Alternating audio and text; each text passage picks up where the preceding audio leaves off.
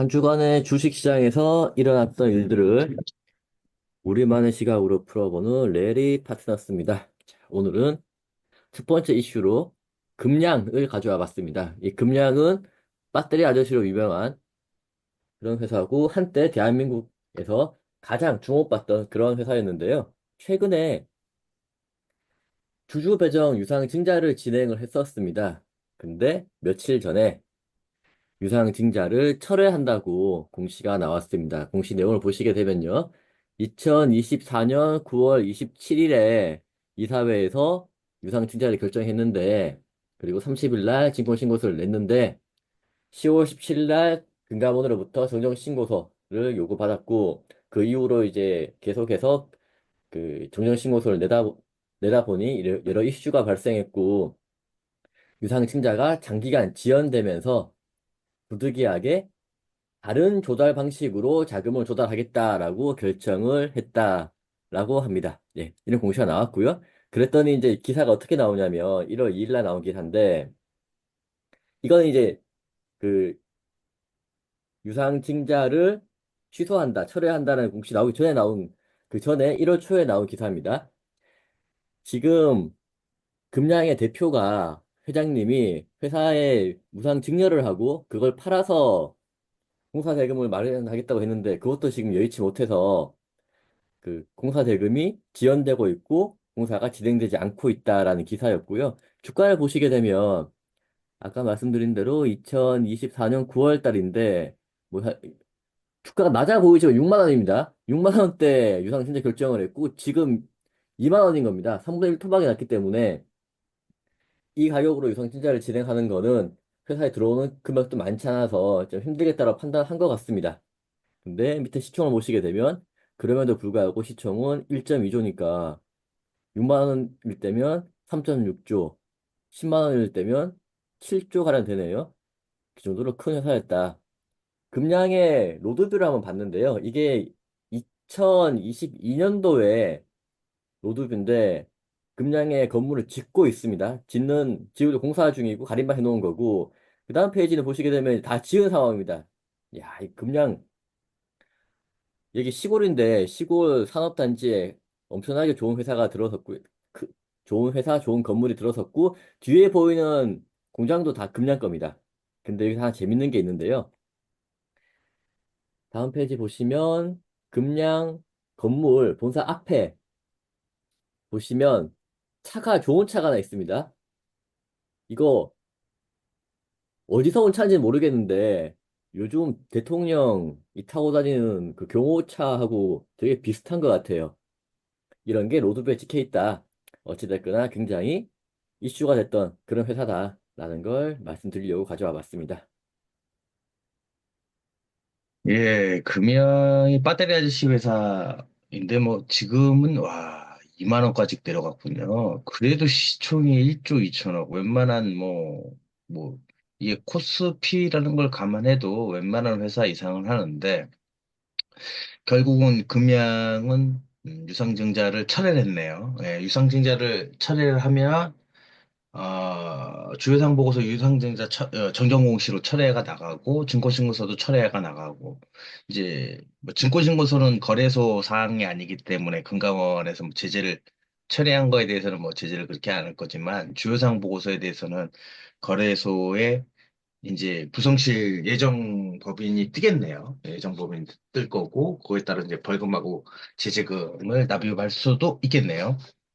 근데 뭐 그거야 뭐 이 회사의 규모에 비해서 미미하고 벌점도 뭐 유가증권 같은 경우야 뭐 1년에 뭐 15점 돼야 관리 종목 뭐 한 30점 돼야 뭐 그 실질 심사하기 때문에 큰 의미는 없을 거고 그냥 스크래치 정도.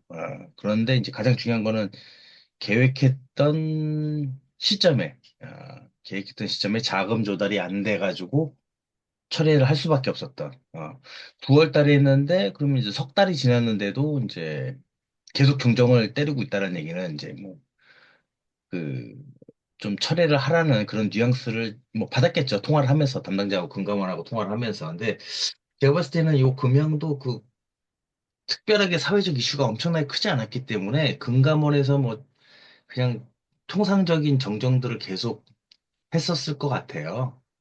그 두산이라든지 이런 것처럼 꼭 처리를 해라고 이제 뭐 100번을 정정을 때리겠다 뭐 이렇게 한 회사가 아니기 때문에 그냥 정정이 좀 문구나 이런 거 그리고 이제 요즘 소액주주들의 이런 좀 설득 노력들을 좀 기재를 하라 이런 내용을 이제 어차피 경영진들에서 야 어차피 지금 늦어가지고 이거 뭐 하기도 좀 그렇다 해서 철회하고 다른 방식으로 뭐 삼자 배정이 됐든 아니면은 이제 그 천만 주의 를 블록딜 여기 이제 무상지정 받은 것을 이제 블록딜을 넘기는 걸 좀 했겠죠. 제가 봤을 때도 지금 그럴 것 같아요. 이걸 뭐 더 끌고 가면 더 주가가 떨어지면 이건 블록딜도 좀 쉽지 않은 상황이 될 거니까 바로 현금 만들어서 그걸로 이제 좀 그 발등에 불부터 끄고 그다음에 찬찬히 삼자 배정을 하든 아니면 시비를 찍든 뭐 이렇게 좀 알아보지 않을까. 추가적인 자금에 대해서는 그런 생각이 좀 드네요. 근데 뭐 수소기술 퀀텀 센터. 퀀텀. 아시는 임원분 중에서 퀀텀이라는 단어를 엄청 좋아했던 사람이 있긴 있는데, 저는 별로 사이가 안 좋았습니다. 의리의리하네요. 예, 벨로스터도 있고, 아까 제가 말했던 요거는 이제 캐딜락이네, 캐딜락. 요거 대충 모양 뭐 캐딜락이네, 캐딜락. 아유, 뭐 진열, 도열도 좀 하시고. 재밌는 회사인 것 같습니다. 자, 그래서 제가 정리를 한번 해보면요. 자금 조달 창구로서의 주주 배정 유상 진짜는 갈수록 어려워지고 있다는 걸 저희가 피부로 느낄 수가 있고요. 그러면 회사들은 금액이 크다든지 아니면 사회적으로 이슈가 된다든지 할 여지가 있으면 주주 배정 유상 증자를 피할 것 같습니다. 그러면 이제 주주 배정 유상 증자는 정말 어려운 회사, 자금을 조달하기 어려운 회사들만 진행할 것 같고, 그렇게 되면 시장에서 조달 비용이 증가할 수가 있습니다. 채권을 발행한다든지, CB를 발행한다든지, 비트블을 발행한다든지, 삼자 변을 한다든지, 이런 걸 할 때, 받아가는 기관 입장에서는 뭔가 옵션을 더 요구하고 프리미엄을 더 요구를 할 겁니다. 왜냐하면 회사는 주주 배정 증자를 할 수 없는 그런 불리함이 있기 때문에 이미 약점이 드러난 거거든요. 그래서 앞으로 대형 캐펙스가 필요한 회사들에 대해서는 투자를 좀 조심해야 되지 않겠냐라는 생각을 하고 있습니다. 네. 다음은 요즘 핫한 회사, 다시 이수페타시스에 대해서 다시 한번 해보겠습니다. 이수페타시스에 대해서 다시 공시가 났습니다. 주주 배정 유증을 할 건데, 일정은 모르겠다, 추후로 연기한다라고 나와 있습니다. 공시 내용을 가져와 봤는데요. 당사는 유상 증자를 계속 할 건데, 구체적인 일정은 미정이고, 세부 일정이 확정되는 대로 공시를 하겠다라고 이렇게 주요 사항 보고서를 정정을 했고요. 여기에 대해서 이제 한국경제에서는 기사를 쓰기를 이건 완전히 뭐 회사 입장에 쓴 거니까 유상증자 제동 건회사 되게 많고 2022년 대비해서 두 배나 잘하고 어떤 회사들은 유상증자 철회하기로 했다. 근데 이제 주주 보호, 소액주주 보호를 위해서 금감원에서 깐깐하게 이제 심사를 하고 있다. 그럼에도 불구하고 현대차 증권은 문턱을 넘었다. 거기에는 개인 주주하고 이야기했다는 걸 114회 대면 미팅 8회 등등 주주와 소통 강화했다라는 걸 적고 나서 넘었다라고 나와 있고요. 여기에 대해서 이제 홍익대학교 교수님은 현금이 회사로 못 들어오는 문제가 있다. 유상증자가 무조건 다 나쁜 게 아닌데 다 이렇게 막아버리면 자금 조달 루트러스의 가치가 없어진다라고 지금 이야기를 하고 있습니다. 어이, 네. 이수페타시스는 그나마 제가 봤을 때는 좀 나은 케이스죠. 이거 바로 직전에 여기 현대차 증권의 사례가 통과된 사례를 받았기 때문에 물론 이제 증권사들끼리 서로 이제 증권신고서 써준 팀들끼리 얘기를 뭐 주고받았을 수는 있었겠지만 근데 그런 건 좀 뭐 좀 쉽지 않을 것 같고 어찌됐건 공시로서 증권 효력 발생 이 떴고 그거를 혈액 발생 뜬 걸 보고 그 증권 신고서에서 뭐가 추가됐는지를 확인하면 되는 거니까 뭐 우선 답지가 나왔죠. 예, 사례 답지가 나왔기 때문에 이제 좀 이수페타시스 입장에서는 그렇게 그 답지에 맞춰서 물론 이제 의견 청취도 114회나 뭐 이 정도까지는 아니더라도 최소 뭐 몇 번 하겠다. 아니면 하다못해 이제 담당자들이 그 주주들한테 전화 온 것 자체도 다 카운팅을 하겠죠. 예, 다 카운팅을 할 거고, 회사 방문하는 것들도 다 카운팅을 할 거고. 예, 그럴 거라고 봐요. 그리고 뭐 기관들 만나는 거라든지, 이제 NDR 미팅도 좀 열 거고. 그런 걸 이제 안 하겠다고 하는 게 아니라, 내가 이걸 하기 위해서, 유상증자를 하기 위한 증권신고서 통과되기 위해 한 줄 쓰기 위해서 이제 진행을 하는 거죠. 물론 이제 그러면서 이제 좀 소통도 좀 강화되는 거고 좋은 현상이라고 생각을 해요. 물론 이제 담당자 입장에서는 좀, 좀 힘든 일이 더 늘어난 거죠. 예, 일이 더 늘어난 거라고 보고 어찌됐건 회사는 일을 하려고 하는 거고 그 일을 하기 위해서는 돈이 필요한 거고 그 돈이 지금 없으니 그 주주 배정으로 좀 이제 당겨가지고 신사업을 진행하고 싶은 거죠. 그래서 내가 돈이 없거나 아니면 난 이 신사업에 대해서 원치 않는다라고 하면 주주 배정은 참가를 안 하고 그냥 내 주식도 그냥 처분하면 되는 거예요. 근데 그게 아니고 뭐 나는 이 이수의 뼈를 파묻어야겠다. 이 이수가 뭐 전 세계를 휘어잡는 뭐 최고의 기업이 애플과 같은 최고의 기업인데 이 경영진들이 대먹지 못하고 생각을 잘못하고 이런 뭐 애들을 고쳐야겠다. 이런 생각이 싫으면 모르겠는데 투자자들의 입장으로서 내가 왜 투자했는지, 내가 이 회사에 대해서 왜 처음 투자하게 되는지 그냥 무지성으로 투자하신 경우도 있을 거고 뭐 그냥 그 HTML 차트를 보다가 계속 막 올라가는 그 뭐 그림이 좋아서 투자하는 사람도 있을 거고 아니면 진짜 이수페타시스의 그 뭐 기존 사업에 대해서 열정을 가지시고 시장성을 보고 투자한 사람도 있을 건데 이제 그런 거를 다시 한번 되짚어서 자신의 의사결정을 하시면 될 것 같아요. 뭐 무지성으로 반발만 하고 뭐 옆에 사람들을 동조를 해서 뭘 해야겠다. 그런 거는 좀 옳지 않다. 옳지 않다라고 하기보다는 좀 사람마다의 성향이 좀 있긴 한데, 그건 투자자의 자세는 좀 아니다라고 생각을 해요. 이건 뭐, 처음 전제를 깔고 얘기하시지만, 개인적인 생각입니다. 뭐, 하고 싶은 대로 하셔도 되는 겁니다. 하고 싶은 대로 하셔도 되는데, 어찌됐건 담당자의 일들은 지극히 많이 들어간다. 그리고 회사의 입장에서는 강행 돌파다. 근데 다행히 좀 이런 경우도 좀, 어차피 정정을 할 거기 때문에, 이가 이스페사시스가 일정 미정으로 해가지고 백지로 공시를 냈고, 일정이 어느 정도 이제 좀 한 100회 정도 채운 다음에 그때 돼서 이제 다시 일정 이사회를 하고 다시 정정해서 낼 거면, 보통 그냥 저 같은 담당자였으면은 그냥 대충 일정을 쓰거든요.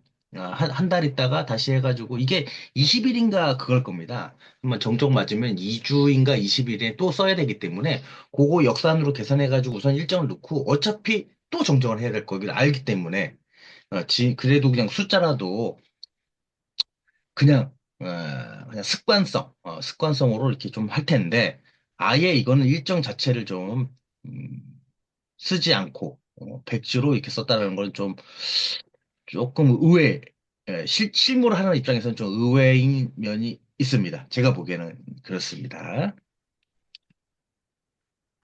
근데 저는 생각하는 게 이제 일정을 비워놓고 무기한 연기했다는 거는 나중에 취소를 하려는 그런 생각도 좀 있지 않을까라는 그런 그 생각도 해보고요. 취소를 할 걸 내포하고 있다는 걸 내포하고 있지 않냐라는 생각도 해보고요.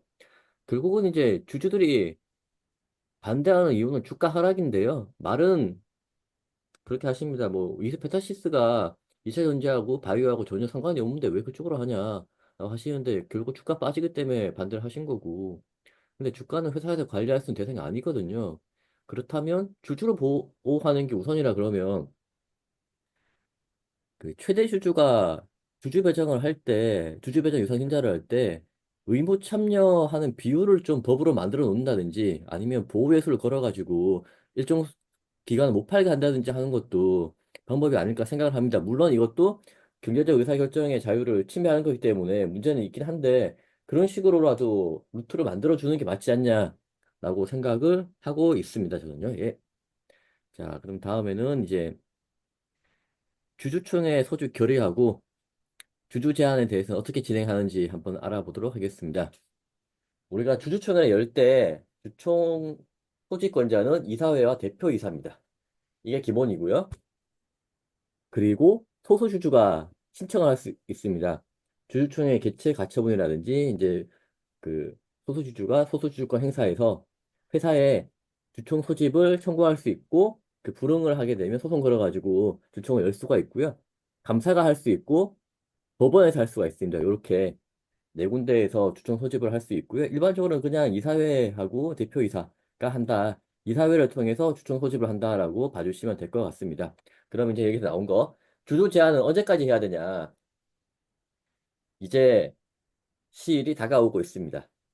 주주총회 6주 전인데 외부에서 봤을 때 6주 전이 언제인지 모르잖아요. 올해 주총이 3월 31일 날 할지 3월 27일 날 할지 알 수 없기 때문에 작년 주주총회 기준 6주 전이고요. 서면 또는 전자문서로 해야 되고 주주 제한을 할 수 있는 주주는 3% 이상, 지금 당장 딱 3% 이상 가지고 있는 사람이거나 아니면 6개월 전부터 1% 이상 보유, 1% 이상을 6개월 이상 가지고 있는 주주는 가능합니다. 6개월 계속 보유의 기준은 주주 제한을 한 날이기 때문에 12월 연말이 아니고요. 2월 초로 가정을 하면 2월 초부터 6개월을 역산해서 그 주주제 역산을 해서 계산하게 됩니다. 그리고 회사에서 이제 주주제안 받았을 때 그걸 다 들어줘야 되냐? 그렇지는 않고요. 10% 미만 찬성으로 부결된 내용을 3년 이내에 다시 제안을 하거나 임기 중인 임원들 이사 임기가 2년 남았는데 해임합시다 이런 건 안 되고요. 회사가 거부하면 주주는 소송 걸어가지고 다툴 수가 있습니다. 보시게 되면 뒤에 1페이지 보시면 이제 여기에서 그 회사가 거부할 수 있는 그 내용을 적어놨고요. 좀 전에 말씀드린 대로 10% 미만의 찬성을 얻어서 3년 이내에 다시 제한하는 경우, 주주 개인의 고충에 관한 사항인 경우, 여기 많이 걸립니다. 주가를 높여주세요. 이런 것들요. 그리고 소수 주주권, 그러니까 일정 비율 이상은 있어야 되는데 그게 없다든지 아니면 임기 중에 있는 임원의 해임이라든지 회사가 할 수 없는 내용들, 주가를 30% 높여주세요. 이런 것들. 그런 건 안 되고요. 그러면 이제 얼마나 효력이 있냐라고 한번 보겠는데요. 다음 페이지 보시게 되면 이제 뭐 한 8년 전 자료긴 하지만 박영옥 선생님이 제안을 한 내용입니다. 조광피역 참종을 내죠.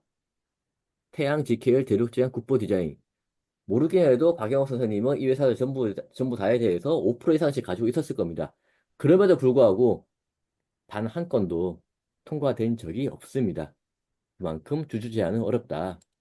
다음 페이지 보시게 되면 이제 2023년, 2024년에 주주 제한을 한 안건들인데 보시면 이제 정관 변경이라든지 배당을 많이 달라든지 감사 선임이라든지 이런 걸로 구성되어 있다라고 볼 수 있습니다. 예, 그 우선 주총에 이제 소집 시즌이 왔죠. 예, 주총은 소집 시즌이 왔는데 여기서 이제 보통 얘기하는 거는 정기주총을 얘기를 하는 겁니다. 정기주총을 얘기를 하고 임시주총도 마찬가지예요. 정기주총하고 임시주총 마찬가지고 그런 걸 다 포함해서 정기주주총회가 됐든 임시주주총회가 됐든 정기주총회 정관에 뭐 적혀 있는 회사들이 많기 때문에 뭐 굳이 뭐 이렇게 하긴 하는데 주총회 일자하고 이런 거를 정하고 이런 것들은 이제 이사회에서 원칙이 이사회죠. 근데 그 이사회를 소집할 수 있는 게 대표이사 또는 대표이사가 지정하거나 뭐 위임하는 자 이렇게 되어 있을 거예요. 그래서 그 대표이사 또는 이사회를 소집할 수 있는 권한이 있는 자가 이사회를 소집해서 그 이사회에서 주주총회를 소집하는 거죠. 그게 이제 원칙입니다. 원칙이고 원칙이 있으면 예외가 있는 거죠. 예외가 있는 게 주주가 여기서 말하는 주주와 감사는 다시 원칙을 요청하는 거예요. 이사회에 대표 이사회에다 얘기를 하고 대표이사도 기관이니까 얘기를 해서 이사회를 불러서 이사회에서 주주총회를 불러주세요. 라고 하고 근데 안 불렀을 경우엔 다시 법원으로 가는 거죠. 법원의 명령으로 인해서 주주총회를 여는 겁니다. 그러니까 소액 주주가 단독으로 법원에 간다는 거는 그 전에 이사하고 대표이사에게 먼저 이제 소집 청구를 요청을 하고 거부되면 날아가는 겁니다. 감사도 마찬가지고. 거부가 되면 법원에 그냥 신청하면 회사에 요청하라고 얘기해요. 그래서 회사에서 거부한 걸 가지고 법원에서 소집 청구를 신청을 합니다. 근데 그렇게 했을 때 이제 뭐 이사하고 회사의 대표이사께서는 요거 내용을 보는 거죠. 감사는 이 등기감사를 얘기하는 거고, 소수 주주는 이제 뭐 상장사는 뭐 1.5%, 6개월 이상 보유한 상장사, 1.5% 이상 요런 거 이제 좀 따지게 돼 있죠. 뭐 이런 부분이 있어서, 근데 실질은 대표이사하고 뭐 이사회에서 하는 거죠. 대표이사가 한다고 보시면 되는 거죠. 예, 이를 집행한다. 대표이사도 기관이기 때문에. 그럼 언제까지 여기서 말하는 주주 제한은 뭐 임시주총도 마찬가지고 정기주총도 마찬가지인데 여기서 이제 직전년도 주주총회 기준을 6주 전이라 하면 정기주주총회를 기준으로 하는 겁니다. 정기주주총회를 기준으로. 정기주주총회는 무조건 한 번은 열릴 거니까. 임시주총회는 임시주총 소집 결의가 올라갈 거니까. 근데 임시주총회는 어차피 앞부분에서 얘기했던 것처럼 주주 제한과 함께 주주총회 소집의 건, 소집 요청권을 이제 상정하는 거죠. 그거하고 그 목적이 우리의 주주 제한이 있다라고 얘기를 하는 거고, 여기에서 단독 주주 제한은 이번 정기 주주총회에서 우리의 이러이러한 안건을 같이 올려달라라고 할 때는 이제 직전 연도 주주총회 기준 6주 전에 같이 이제 서면 또는 전자문서 메일이겠죠. 송부를 하는 거고, 주주 제한할 수 있는 주주 3% 이상 보유 또 6개월, 이거 상장사인 거죠. 1% 이상 보유. 이거 천억, 자본금 천억, 유가증권은 꽤 있습니다. 유가증권은 꽤 있기 때문에 이런 건 좀 보시면 될 것 같고, 거부 가능한 주주 제한. 거부 가능한 뭐 주주 제한은 뒤에서 보시면, 의결권 10% 미만을 찬성하지 못한 내용이 3년 내 이거 뭐냐, 이거 어떻게 하냐. 역대 그 상장사 같은 경우는 이제 역대 이제 소집 공고들 보면 소집 공고나 주총 소집 주주총회 소집 결과를 공시를 치면 쭉 나옵니다. 그럼 거기서 부결된 안건들. 근데 이게 10% 넘었는지 안 넘었는지는 알 수가 없어요. 이거는 회사가 알고 있기 때문에, 회사만 알고 있기 때문에. 근데 부결됐으면 거의 대부분 이건 10% 미만이라고 생각하시면 될 것 같아요. 그래서 그 똑같은 내용이면은 회사가 거절할 수 있다. 이렇게 받아들이시면 될 것 같고요. 이 주주 개인의 고충은 거의 주주 개인의 고충이 주가죠. 주가가 폭락한 게 개인의 고충일 거고, 주주가 권리를 행사 일정 비율, 요거 3번, 4번 또 비슷하게 보시면 돼요. 임기 중에 있는 임원의 해임. 임기 중에 있는 임원은 요건 별도의 소송으로, 별도의 소수주주권으로서 해라. 소수주주권으로서 해라.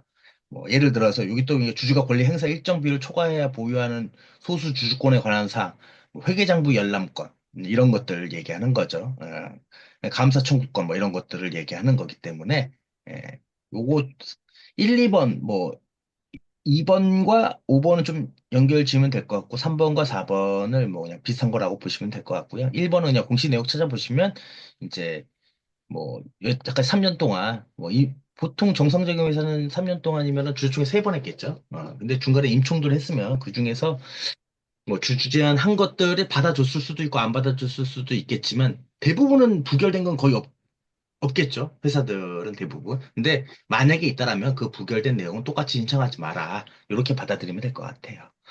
예, 그리고 우리 2017년 주주 제한 현황은 뭐 우리의 그 박용옥 그 주식 농부인 뭐 거상이시죠. 이제 거상. 박용옥 씨가 뭐 아름다워 뭐 이런 분들조차도 뭐 이렇게 얘기를 하면 잘 안 받아들이죠. 여기 보면 자사주 매입 500원어치 자사주를 매입해 주세요. 야, 이런 건 좀 받아주기 쉽지 않죠. IR 팀의 정책을 전담팀을 구성하자. 뭐 이런 거. 현금 배당하자. 이런 건 많이 합니다. 무상증자를 하자. 무상증자. 시가 배당률 현금 3% 배당일건. 이런 것들을 좀 많이 할 수 있는 거죠. 근데 이거는 조금 좀 이때 주주총회에서 결의하는 게 맞긴 맞는데 보통 12월 달 되면 현금 배당할 회사들은 미리 사전 보고하라고 하거든요. 근데 그런 얘기 없다 갑자기 그 2월 초중순에 정기 주총이 3월 한 말쯤에 있기 때문에 2월 초중순에 이제 주주 배당 올 때 거의 대부분 막 집어넣거든요. 그럼 중간 배당이라도 막 해서 줘야 되는 상황이기 때문에 좀 이런 부분은 좀 쉽지 않죠. 솔직히 말씀드려서. 예. 그리고 요즘 들어서 많이 나오는 게 이 자사주. 자사주를 시장에서 사들인 다음에 소각해라. 대부분이죠. 대부분이 자사주 소각, 자사주 취득 및 소각과 어, 배당, 배당. 그리고 IR팀. 왜 이렇게 IR팀을 싫어하는지 모르겠는데, IR팀을 뭐, 어떻게 좀 조져라. 뭐, 이런 것들. 뭐, 이런 것들이 좀 있는 게 현실입니다. 이 2017년이나, 뭐, 제가 봤을 때 이게 2007년 3월 주총이어도 마찬가지일 것 같아요. 바뀐 게 거의 없어요. 십몇 년 전, 2000년대 초반도 마찬가지였을 거예요. 2000년대 초반에도 이런 것들을 좀 드러내고는 않았지만 똑같은 내용들이 많이 있었어요. 예. 그때도 많이 있었고 이제 그것들을 이제 구체화, 데이터화를 하는 거죠. 예. 그래서 보면 정관 변경, 요 주주 제한 안에서 이 정관 변경은 이게 소액 주주들에서 좀 이게 좀 강화 부분이 있다고 생각해요. 그 경영진들이 하는 정관 변경은 대부분 사업 목적 추가입니다. 대부분 사업 목적 추가인데 주주 제한하는 정관 변경도 그게 좀 수반할 때가 있어요. 자기들이 원하는 감사를 집어넣기 위해선 정관 수를 정관에 나와 있는 감사의 수를 좀 바꿔야 되는 경우가 있으니까, 한 명 또는 복수로 한다. 뭐 이런 식으로 해야 되고, 복수 우결권제를 넣어달라. 뭐 이러면 이제 정관 변경이 들어가는 거기 때문에 그런 게 꽤 있지 않나. 그런 게 꽤 있지 않나. 라는 거로 생각이 되고요. 거의 23년도에 엄청 많았네요. 23년도가 엄청 많았고, 그래도 24년도에도 이사선임, 뭐, 감사선임, 이사감사 정관선임, 요런 부분이 제일 많은 것 같아요. 예, 요런 부분이 많은데, 이사감사 선임이야, 뭐, 제일 많이 물리고, 제일 열심히 활동하는 사람이 내가 들어가서 보겠다. 이거겠죠. 예, 이거겠죠. 그러기 위해서 지금 이사가 3명이면, 정관에 뭐 3인 이상 5인 이하로 한다. 지금 5명이면, 정관을 3인 이상으로 한다고 바꿔주세요. 그리고 이사 후보로 날 써주세요. 뭐, 이렇게. 이런 식으로 많이 하죠. 예, 그렇게 많이 되지 않을까. 어찌됐건 요즘이 이제 시즌이죠. 예, 주주총회 윈터 이즈 커밍이죠. 주주총회도 곧 다가오고 준비하고 소액 주주분들도 이제 주가도 계속 좀 뭐 많이 안 오른 상황이기 때문에 많이 일어날 거라고 생각합니다. 또 관심들도 많이 계실 것 같고요. 네. 자, 그 전 페이지 박영호 선생님 주주 제안 한 거 한번 보여주세요. 여기서 이제 하나 또 재밌는 걸 발견했는데 보시게 되면 왼쪽에 참 좋은 레저 자전거 점포와 여행 대리점 간 시너지 창출을 위해서 1250개 삼천리 자전거 대리점 내에 여행 대리점을 입점시켜라. 뭐 이건 정말 책으로 공부한 게 아닌가 싶을 정도로 저런 걸 우리 방효 선생님이 하셨나 그런 생각이 들거든요. 삼천리 자전거 대리점 보시면 전부 다 그냥 작은 자영업자 분들인데 그분들한테 전문적인 여행 상품을 팔라고 하는 게 정상적인 사업인가 사업 모델인가 싶기도 하고요. 대신에 이제 저런 아이디어가 있다라는 거는 높게 살 부분이기도 하고 그러니까 이제 주주 제안을 할때 회사에서 좀 받아들일 수 있는 걸 해야지. 동네에 전국에 깔려 있는 삼천리 자전거 전부 다에 여행 대리 좀 넣어라. 저렇게 회사에서 받아들일 수 없는 걸 하시면 오히려 더 반대 급부로 반대 효과, 오히려 안 좋은 결과가 오지 않을까 그런 생각을 하고 있습니다. 예, 다음은 Q&A 하겠습니다.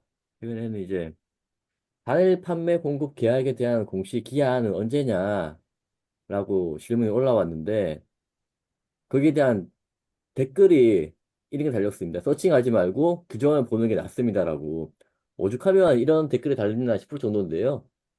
한편으로는 저희도 좀 죄송하기도 하고 미안한 부분도 있습니다. 이게 IR 담당자, 공시 담당자는 기본적인 지식은 갖추고 있어야 되는데 회사에 한두 명밖에 없고 자주 바뀌는 경우도 있고 하다 보니까 가지고 있는 노하우가 전수가 안 되거든요. 그러다 보니까 항상 우리 회사의 IR 담당자, 공시 담당자는 항상 신입이다. 라고 봐도 큰 무리가 없을 정도로 대한민국에서 굉장히 약한 부분이기도 합니다. 여기에 대한 답변 한번 주시죠. 이게 제가 봤을 때 정답인 것 같은데. 이게 이게 규정도 서칭이죠. 근데 제가 봤을 때 이렇게 물어볼 정도의 사람이면 규정이 어디 있다는 것도 잘 모르시는 거예요. 우선 첫 번째가 규정을 읽어보세요. 그럼 그러면 규정은 어디에 있습니까? 라고 반문할걸요? 예. 한국 거래소에 보면은 법규 사이트가 따로 있습니다. 룰.kr.co.kr 있는데 이것도 좀 이번에 많이 리뉴얼을 됐죠. 예전에 비해서 많이 리뉴얼이 됐습니다. 완전히 법 규정 찾는 것처럼 대법원 법 규정 그거 찾는 것처럼 똑같이 좀 많이 비슷하게 많이 리뉴얼이 됐는데 우선 다시 말씀을 드리면 단일 판매 공급 계약 공급 시한부터 이제 말씀을 드리면 계약 체결은 이 길입니다. 이거는 이제 금감원 공시가 아니라 거래소 공시고 단일 판매 공급 계약 공시는 이 길까지입니다. 이 길은 이게 뭐 국내든 해외도 마찬가지예요. 단일 판매 공급 계약 공시 자체는 이게 처음 하는 공시는 1일까지이고 기존의 공시가 나가 있는 것에 대해서는 정정 공시라고 하죠. 정정 공시는 당일입니다. 원칙 옛날에는 이것도 이 길이고 요것도 이 길이었는데 좀 우리 그 한미약 이러면 안 되죠. 어떤 뭐 땡땡 뭐 약품 뭐 이렇게 이런 뭐 해외에 뭐 이런 것들 해외에서 단일 판매 공급 계약 뭐 몇천억짜리 공시가 나갔다가 그 다음에 이걸 해지하는 정정이죠. 한번 나갔으니까 해지도 정정이 포함됩니다. 해지 공시도 근데 이것도 기아 해지 공문을 받았는데 이거를 쌩깐 거예요. 정확히는 다음날 공시를 한 거죠. 그 다음날까지 공시가 나가기 전까지 막 1차 정보자, 2차 정보자 해가지고 정보 숫자 주식을 다 팔아버리는 거예요. 그래서 좀 문제가 컸었죠. 정보 유출해가지고 문제가 좀 컸었던 사태가 있었습니다. 그 이후에 요거 바꿨어요. 정정상, 해지상 뭐 이런 것들 한 번 공시가 나간 거는 그 다음부터는 당일 공시로. 외국도 이거 뭐 외국 계약 변경 다 똑같습니다. 다 당일입니다. 다 당일. 다 당일로 바뀌었습니다. 그래서 처음 단판 공시 처음 하는 거는 이게 그 이후 한 번 공시가 나간 것들은 모든 게 다 당일입니다. 모든 게. 단판 공시뿐만이 아니라 정정 공시는 다 당일입니다. 그렇게 하시면 될 것 같고요. 하여튼 다시 또 말씀을 드려서 서치 능력 그쵸. 이게 규정을 좀 보시는 게 좋습니다. 여기에 생각외로 디테일하게 아주 꼼꼼히 나와 있습니다. 이게 그런 규정도 나와 있고 지침까지 규정 사이트에 지침까지 다 나와 있어요. 지침. 그런 것까지 한번 꼼꼼하게 잘 읽어보고 한번 좀 능력을 배양하시는 게 본인을 위해서나 회사를 위해서나 좋지 않을까 이렇게 생각을 하고 있습니다. 오늘은 여기까지 진행하도록 하겠습니다. 네, 고생하셨습니다. 예, 수고하셨습니다.